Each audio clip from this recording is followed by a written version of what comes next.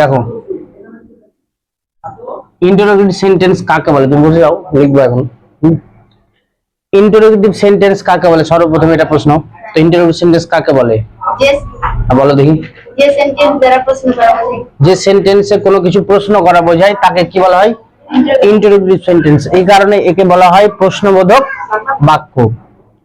তো যেমন অ্যাসার্টিভ সেন্টেন্সের ভয়েস তোমাদের শেষ হয়ে গেছে, আজকে যেটা হবে সেটা হলো ইন্টারোগেটিভ সেন্টেন্স। তো সর্বপ্রথম আগে জানতে হবে যে ইন্টারোগেটিভ সেন্টেন্সকে কয় ভাগে ভাগ করা হয়েছে। কয় ভাগে ভাগ করা হয়েছে? দুই ভাগে। কি কি? Yes no and WH. এই দুটোই কমপ্লিট করে দিচ্ছি আমি। ইয়েস নো কোশ্চেন কোনগুলো? Do, does, am, is, are, was, were, এগুলো হলো be verb.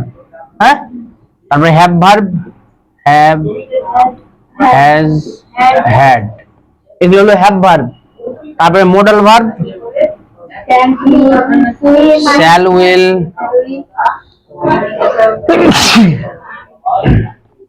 can, could, may, might,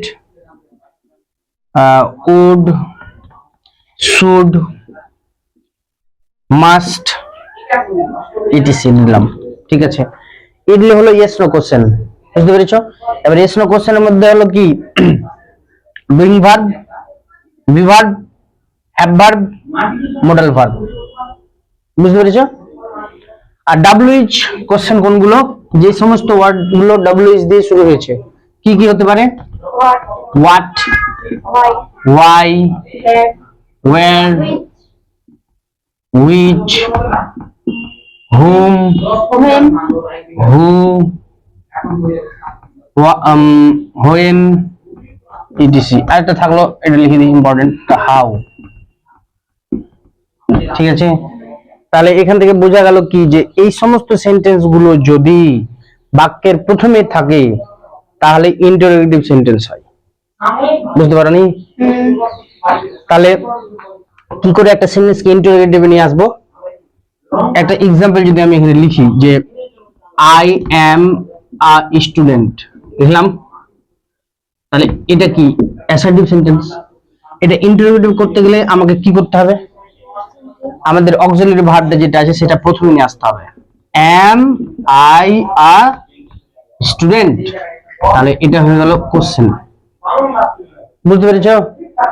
এবার তাহলে ডু আর ডিড ডাজ কোথায় ব্যবহার করবা? যদি অক্সিলারি ভার্ব না থাকে সেন্টেন্সে, যেমন ধরে না থাকলো যে হি গোজ,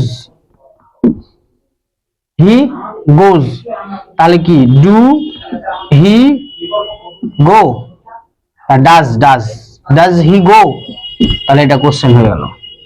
যদি থাকে যে আই ইট, তাহলে এটা কি হবে? ডু আই ইট, তাহলে এগুলো কোশ্চেন মার্ক হয়ে গেল।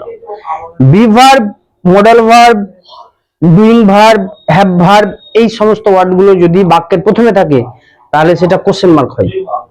বুঝতে পেরেছি এটা? ঠিক, তো এটা শুধু আমি বোঝানোর জন্য বললাম। এগুলো তোমাদের লেখা আছে না? লিখবা? অফ করে দেখতে কমপ্লিট। কোনটা? Have, has, had. ওকে, তাহলে এগুলো হলো ইয়েস নো কোশ্চেন, এগুলো হলো ডব্লিউএইচ কোশ্চেন। এবার আমি তোমাকে দেখাচ্ছি একটা জিনিস, চলো। ইয়েস নো কোশ্চেনের ভয়েস চেঞ্জ করছি। ঠিক আছে, এই ডু আর ডাজ এটার মানে কি দুই রকম না একই রকম? একই মানে, কিন্তু বসবে আলাদা আলাদা সাবজেক্টের কাছে। ঠিক আছে, যেটা যদি থার্ড পারসন সিঙ্গুলার নাম্বার হয় তখন ওর সাথে এস অথবা ইএস যুক্ত হয়, যেমন হি, সি, রাম, যদু, মধু। ঠিক না? আর আরেকটা হচ্ছে ডিড, সোজা হিসাব, ডু আর ডাজ যদি থাকে তাহলে এম ইজ আর বসবে ওকে। আর ডিড যদি থাকে তাহলে কি বসবে, ওয়াজ এন্ড ওয়্যার। মনে থাকবে? ঠিক। তো এবার এক্সাম্পল যদি একটা করি, do I eat mango, do I eat mango, ঠিক আছে। তাহলে এটা আমরা কিভাবে করব, এটা কোন টেন্স আছে বলো? টেন্স প্রেজেন্ট ইনডিফিনিট, কারণ এখানে তো ডু আর ডাজ, তাহলে এম ইজ আর থাকবে, am is are present indefinite থাকে না, এম ইজ আর টেন্সে প্রেজেন্ট ইনডিফিনিট, আর পাস্ট ইনডিফিনিটে ওয়াজ ওয়্যার, পাস্ট ইনডিফিনিটে ওয়াজ ওয়্যার। তাহলে ডু আছে না, ডু এর পরিবর্তে এম ইজ আর বসবে। সর্বপ্রথম আমাকে দেখতে হবে যে অবজেক্টটা কি আছে, অবজেক্ট কি আছে, ম্যাঙ্গো। ম্যাঙ্গো কে যদি আমরা সাবজেক্ট করি তাহলে ম্যাঙ্গোর পরে কি বসে, এম, এম বসে, আর বসে, ইজ বসে। আর তাহলে এটাকে আমাকে প্রথমে লিখতে হবে ইজ ম্যাঙ্গো, তারপরে মেন ভার্বের থার্ড ফর্ম ইটেন বাই সাবজেক্টের অবজেক্ট, তারপরে কোশ্চেন। বুঝতে পেরেছি? এটা আরেকটা দিচ্ছি, তাহলে দাঁড়াও। ডাজ হি রাইট আ বুক? দেখো এখানে এবার হি থার্ড পারসন সিঙ্গুলার, এই কারণে কি বসলো, ডাজ বসলো না। তাহলে ডু ডাজ থাকলে তো এম ইজ আর বসে, বললাম না। তাহলে এখানে কি বসবে, এম বসবে না ইজ বসবে না আর, কারণ এখানে এ বুক আছে অবজেক্টটা, এই কারণে এখানে কি বসবে, ইজ আ বুক, ঠিক আছে, রিটেন বাই হিম। বুঝতে পারছো? Did you see the man, did you see the man, তাহলে এটা কিভাবে হবে, was the man seen by you? সোজা না বোঝা? সোজা, ইজি ব্যাপার এগুলো, ঠিক আছে। তো এগুলো ডু ডাজ থাকলে এম ইজ আর ইউজ করবা, ডিড থাকলে শুধু ওয়াজ ওয়্যার। কিন্তু যদি এখানে এভাবে দেয়, আর ইউ ইটিং বানানা, তাহলে আমি তো বলেছিলাম যে ডু ডাজ থাকলে এম ইজ আর বসে, কিন্তু এখানে তো অলরেডি আর দেওয়া আছে, তাহলে এটা কিভাবে করবে, এটা কোন tense? Are you eating banana, এটা কোন টেন্স? প্রেজেন্ট কন্টিনিউয়াস, কারণ am is are plus ING থাকলে প্রেজেন্ট কন্টিনিউয়াস, মাথায় রাখতে হবে এটা। হ্যাঁ, তো এখানে ছিল ডু আর ডাজ থাকলে এম ইজ আর বসে, কিন্তু আর ইজ থাকলে কি এম ডু বসবে না, ডু বসবে না। এখানে অবজেক্ট কি আছে, বানানার পরে কি বসে, ইজ, তাহলে is banana being written, oh sorry, eaten by you. বুঝতে পারলা? এটা কখনো হয় কি যে ডু ডাজ থাকলে am is are am is are থাকলে ডু করতে হবে, এটা কখনো হয় না। প্রেজেন্ট কন্টিনিউয়াস হলো, হ্যাঁ প্রেজেন্ট কন্টিনিউয়াস হলো। এবার যদি হ্যাভ হ্যাজ দিয়ে দেওয়া যায়, যে have you done the work, দেখো have you done the work, তাহলে এটা হ্যাভ ভার্ব দিয়ে হচ্ছে। আমি কি বলেছিলাম, হ্যাভ হ্যাজ যদি থাকে তাহলে হ্যাভ হ্যাজই প্রথমে বসবে অবজেক্ট অনুসারে। তাহলে অবজেক্ট এখানে কি আছে, দা ওয়ার্ক, দা ওয়ার্ক এর পরে সবসময় কি বসে, হ্যাভ না হ্যাজ, হ্যাজ, তাহলে এখানে কি বসবে, has the work been done by you? বুঝতে পারলাম এটা? I you we they and plural যদি বোঝাই তাহলে হ্যাভ বসে, ঠিক আছে। তো ইউ ছিল বলে হ্যাভ বসেছিল, কিন্তু অবজেক্ট হচ্ছে দা ওয়ার্ক, তাহলে দা ওয়ার্ক এর পরে সবসময় হ্যাজ বসে, হ্যাজ এর পরে অবজেক্ট বসাবা, ঠিক আছে। অবজেক্টের পরে যেহেতু হ্যাভ হ্যাজ এ বিন বসে, তো বিন বসালা, আর আইএনজি থাকলে বিং, হ্যাভ হ্যাজ থাকলে বিন, ঠিক আছে। বুঝতে পেরেছো? আর হ্যাভ হ্যাজ এ perfect, present perfect and past perfect এর দুটোতেই ভার্বের থার্ড ফর্ম করাই থাকে, ঠিক আছে। এটা বুঝতে পেরেছো? যদি মডেল ভার্ব দিয়ে দিই তাহলে কিভাবে করবা? Can you do this work. তাহলে এখানে দেখো ক্যান, কিন্তু মডেল ভার্বের যেটা মডেল ভার্ব থাকে সেই মডেল ভার্বটাই প্রথমে বসে, ওটাতে চেঞ্জ হয় না। যেমন can this work be done by you. বুঝতে পেরেছো সবই? এগুলো হয়ে গেল কি, ডু ডাজ এর ব্যবহার হলো, ডিড এর ব্যবহার হলো, অ্যামিজার এর ব্যবহার হয়ে গেল, কন্টিনিউয়াস হলো, তারপর পারফেক্ট হলো, সমস্ত টেন্স হয়ে গেল। কিন্তু ঠিক আছে, এগুলো ছিল ইয়েস নো কোশ্চেন। বুঝতে পেরেছো? আমি ডাব্লিউএইচ টা করে দিচ্ছি, ঠিক আছে? এটা লিখে নাও আগে। দেখো তাহলে আমরা ইয়েস নো কোশ্চেনের ভয়েস চেঞ্জ শেষ করলাম, ঠিক আছে? এদিকে দেখো, আর এখন যেটা করবো সেটা ডাব্লিউএইচ ওয়ার্ড।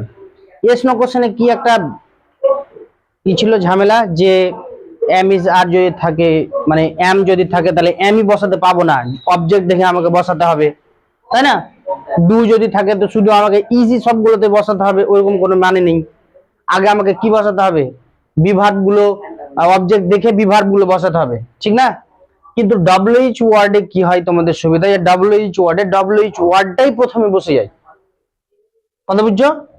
দেখো প্রত্যেকটা ডাব্লিউএইচ এর পরে একটা একটা করে ডু ভার্ব গুলো বা হেল্পিং ভার্ব গুলো আছে, ঠিক? যেমন এখানে দেখো হোয়াট ডু ইউ ওয়ান্ট, তাহলে এখানে ভার্ব কটা হচ্ছে? দুটো না? একটা ডু একটা ওয়ান্ট। তো তোমরা কি করবে তখন? দেখা গেল যে what is wanted done by you, এভাবে করে দিতে পারো। কিন্তু এখানে যে ডুটা আছে এটা ডুইং ভার্ব, এর এখানে কোনো কাজ নেই, ই হেল্পিং ভার্ব হিসেবে কাজ করছে। হ্যাঁ ঠিক আছে, সেন্টেন্সটাকে গঠন করতে সহযোগিতা করছে। হোয়াট ডু ইউ ওয়ান্ট, তুমি কি চাও? হোয়াট ডু ইউ ওয়ান্ট, তাহলে হোয়াট থাকলে সবসময় হোয়াট ই বসে। এটা যেহেতু ভার্বের প্রথম ফর্ম, হ্যাঁ, তার কারণে হোয়াট ইজ। এবার ভার্বের third form wanted by you. দেখো ভালো করে বোঝার চেষ্টা করো, হোয়াট ছিল তো হোয়াট বসে গেল, প্রেজেন্ট ইনডিফিনিট, এই কারণে কি বসলো? ইজ, তারপরে মেন ভার্বের থার্ড ফর্ম, তারপরে বাই, তারপরে সাবজেক্টের অবজেক্ট। সেম একই রকম আছে, কিন্তু এই যে উইচ কথাটা আছে না, উইচ এর সাথে কিছু না কিছু থাকবেই। হতে পারে উইচ ড্রেস আছে, উইচ পেন্সিল, উইচ পেন, ঠিক আছে, উইচ বুক। তাহলে উইচ এর সাথে যেটা থাকবে সেটা সবসময় বসে যাবে। Which dress is wanted by you. এটা দুটো একই রকম হলো, ওয়ান্টেড। তাহলে এই ওয়ান্টেডটাকে আমি কেটে দিচ্ছি, লাইক লিখে দিচ্ছি, ঠিক আছে? তাহলে which dress is liked by you. বুঝতে পেরেছো এটা? কিন্তু এটা হচ্ছে সবচেয়ে বড় ব্যাপার, যে হু থাকলে কি করব? হুই বসবে, কি বসবে বলো?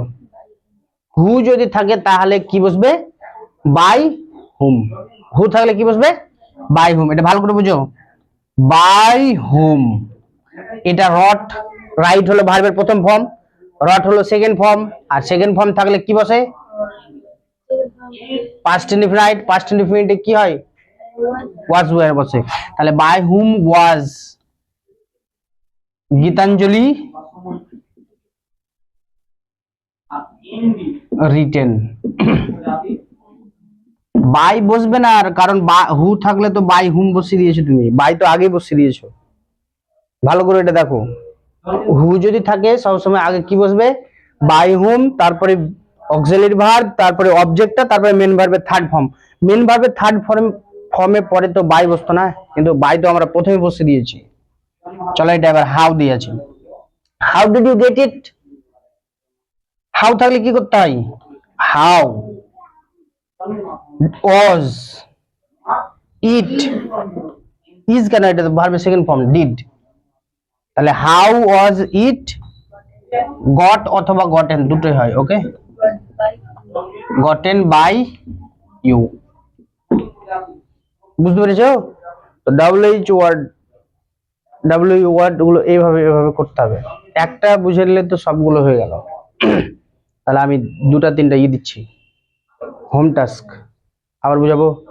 তাহলে দেখে নাও, তাহলে এখানে ওয়াট আছে না, ওয়াট থাকলে WH ওয়ার্ডটা WH ওয়ার্ডটাই বসে যাবে। তাহলে ডুটা ভার্বের প্রথম ফর্ম না সেকেন্ড ফর্ম? অথবা ডু যদি থাকে তাহলে কি বসে? অ্যামিজার বসে না? তাহলে ইজ বসালাম, মেন ভার্বের থার্ড ফর্ম করলাম, তারপরে বাই, তারপরে অবজেক্ট। বুঝতে পেরেছো? এটা যদি বুঝে যায় তাহলে এটা বুঝে গেছো। মেন সমস্যা হলো এটা, হু যদি থাকে তো সবসময় বাই হুম বসাতে হবে। ঠিক আছে, হু যদি থাকে সবসময় বাই হুম বসাতে হবে। তারপরে কি বসাতে হবে? বি ভার্ব, তারপরে অবজেক্ট, তারপরে ভার্বের থার্ড ফর্ম। যদি আরেকটা দিই তাহলে তুমি বুঝতে পারবা কি। দেওয়াজ কেন ওখানে বসলো? হু ডিড দ্য সাম, ধরো হু ডিড দ্য সাম, তাহলে এটা হু দিয়ে আছে না? কোথায় হু ওয়াজ কোথায় বসলো কেন? এই যে এখানে স্যার, কারণ বাই এর হোম ওয়াজ এটা, কারণ এটা ভার্বের সেকেন্ড ফর্ম না, রাইট তো ভার্বের প্রথম ফর্ম, রট হলো পাস্ট ফর্ম। ঠিক আছে, এই কারণে ভার্বের সেকেন্ড ফর্ম থাকলে সবসময় ওয়াজ ওয়্যার বসে, জানো না এটা? ঠিক। হু ডিড দ্য সাম, তাহলে হু যদি থাকে তো সবসময় কি করতে হবে? By whom by whom, by whom was sorry, by whom was was the the sum, by by the sum done. বুঝতে পেরেছো? তাহলে এটি হলো ইন্টারভিউ সেন্টেন্সের ইয়েস নো হলো আর WH হলো। ঠিক আছে, এই দুটো ভালো করে বাড়িতে প্র্যাকটিস করবা। ঠিক আছে, কালকে না এর পরের দিন আমরা ন্যারেশন চেঞ্জ শুরু করব। তো জয়েনিং করবো নাকি না ন্যারেশন চেঞ্জ? ক্লোজ। ঠিক আছে।